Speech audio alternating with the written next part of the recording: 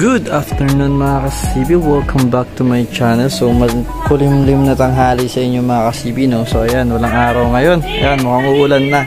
So dahil mukhang uulan na, so nakapagpakain na pala ako kanina mga kasibi ng ating mga gapi dito sa mini farm ni CB Gapi Vlog. So ayan, medyo kita na dito mga kasibi pala yung mas maliliit na full gold natin, no? Tapos itong mga nag 1 month na full gold natin na to is okay na, good size na sila, ang ganda. So okay sila sa ganitong size para sa loob ng 30 days. Ayan, ganyan. So okay, maganda up. Pero meron pala dito isa mga kasibi namatay. So nakita ko siya kahapon, so hindi ko na vlog. Namatay isa. So siguro dahil sa lamig kasi ngayon napaulan-ulan nga. Tapos minsan mainit, minsan sobrang init sa tanghali. So ito, namatay. Ayan. Pero ngayon yung tubig nila is okay naman na. Gawa na nag-water change din ako na nakaraan. So medyo okay na dito. Ayan, okay naman yung mga full gold female natin dito. Ayan, yung mga juvie size na to. Ayan. Meron ditong isa parang tahimik. So ayan ko lang. Diyan ko na lang siya, siguro stress lang. Ngayon nasa init lamig, siguro nakikiramdam. Ganun mga kasibi. Tapos dito, mailap pa rin yung tatlong RDSS. Ayun o. Yan, may tatlong RDSS tayo dyan.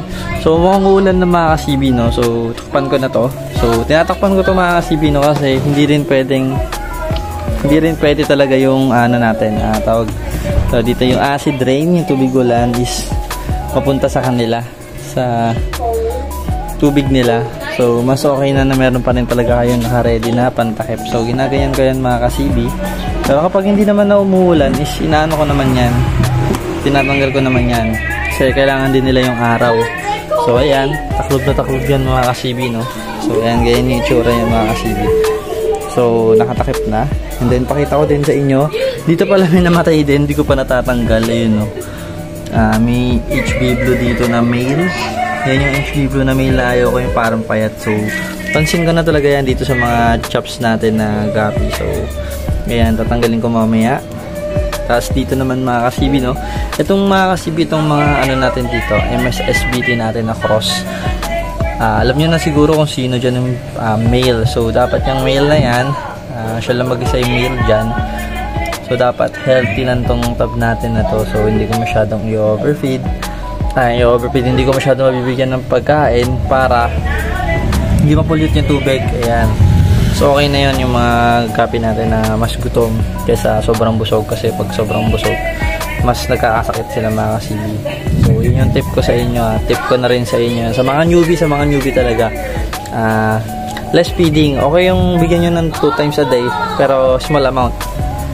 Yan, small amount of feedings lang ang bigay nyo na feed. Ayan. So, kung ano man yung feed niyo, kung mga high quality feed. So, mas maganda yung mga high quality feed. Huwag yung tipirin sa ano mga kasibi sa dito. Huwag yung tipirin sa quality fish food yung mga gapi niyo. So, ito mga gapi ko ngayon dito. Ayan, no. Ito. So, sobrang dabanan tiyan. So, nag-BBS kasi sila kanina mga 1 hour ago. Ayan, binibs ko, binigyan ko ng BBS. So, sobrang busog sila ngayon. Tapos, biglang kulimlim yung panahon. Kaya yan, lumabas ulit ako para takpan. At ito nga, magbablog na. Sumakto pa na, sumama yung pakiramdam. Ayan. At anyway mga kasibi, no, thank you nga pala doon sa mga nag-subscribe. Ang daming biglang nag-subscribe sa akin. Nagulat ako. Bilang nadagdagan ng mga mahigit 6 subscribers. So, yung mga ganun is nakakatuwa kasi may mga nagsasubscribe ba din pala sa akin. So, ayun mga kasibi, no, thank you so much sa mga nanonood at sa mga walang sawa nagko-comment. Ayan. So, sa mga magpapa-shoutout, comment lang kayo mga kasibi. Isa naman mga kasibi, ito, so far talagang ang healthy nila dito, yung mga ating mga female HB Blue. So, ayan, meron tayong female HB Blue. So, available siguro mag-out ako dito kahit mga 2 pairs, 2 pair. Ayan. Magandang line to, line ni Sir Bert to. Ayan. Sumasali siya ng show. So, maganda tong line na nakuha ko ng HB Blue. So, inaalagaan ko din. Ayan. So, dito naman sa top view, malaki na sila mga kasibi. Ayan. Yung daliri ko. Juvie size na sila, malaki na. So, hintayin pa natin mas lumaki. Nga 1 buwan pa. Para isama ko na dun sa second batch meal ko. ng ating HB Blue. Tapos ito nga talaga mga ka-CB, kung napapansin nyo ba? Sa last vlog ko, siguro mga last vlog, check nyo to. Ito, ang liit pa, pero ang bilis lumaki. Ang bilis talaga lumaki ng mga fry na itong bluegrass ko. Sobrang bilis talaga lumaki, promise. Ayan o, bilis na lumaki. Natin yung kamay natin. Ayan o, oh. Parang di na sila fry. Ang laki talaga. Ang galing na itong ano na to, mga bluegrass na to, ang bilis lumaki. Pakita ko mamaya mga ka-CB nasa tab. So, ito naman mga ka-CB, ito yung magkapatid. Ito dito sa right side tank, ito all male to, mga male to. Ganda ng pattern, sobrang pino nito. Kapatid nila yung isang binukod ko na nasa grooming tank ko, na breeding tank. Ayan.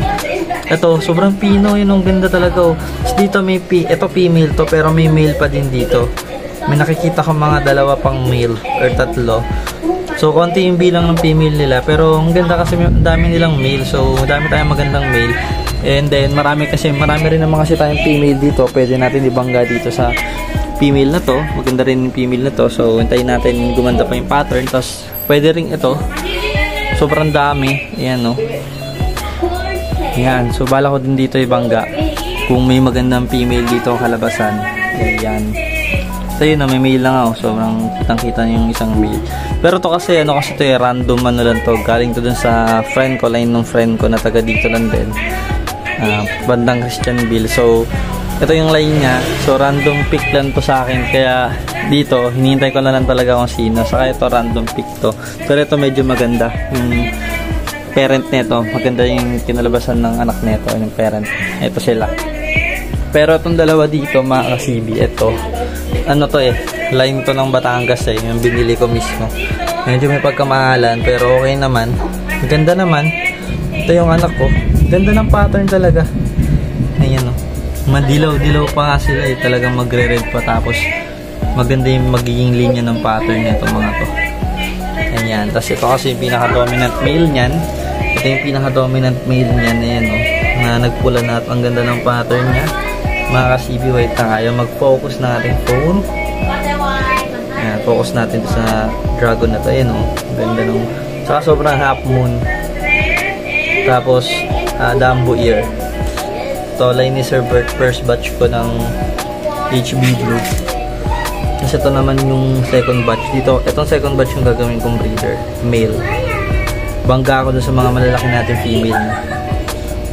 Ayan mga ka-CB. Ito, dito siguro second batch female, may isa ditong dominant.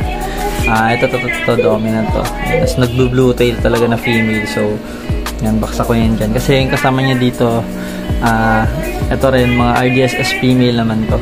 Ito pala, yung mga dragon dito balak nang i-take all ni Sir Mark. Ayan, yung taga Muntinlupa ulit. So ayan, hintay ko rin message niya. Tapos ito mga second batch male HB Blue yung kasama dito mga ka-CB. Ayan, dito. Tapos ito naman, third batch.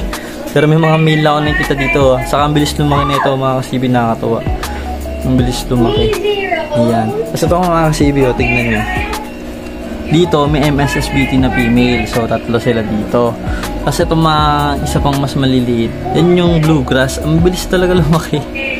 Nakakatawa. Ayan, ang bilis lumaki. Tapos ito yung nanganak.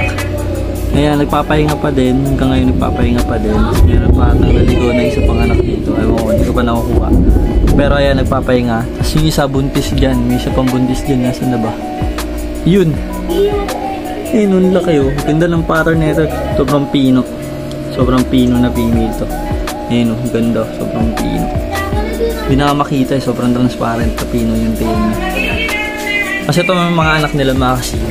Ayan. Tapos, ito mga ka-CB, no? Pansin niya, mas mababa ng konti yung tubig. Kapag ganyan pa kasi kaliit, hindi ko masyadong tinatasan yung tubig. Tapos, hindi ko pa dilalapagan ng BBS niya. Pero kanina tinry ko, nagpatak ako ng isang BBS kasi sobrang liliit pa ng BBS ko, bagong hatch pa lang. So, kinain na nila. So, pag mga ganun yung fry, ang ganda, sarap pakainin kasi kinakain agad nila.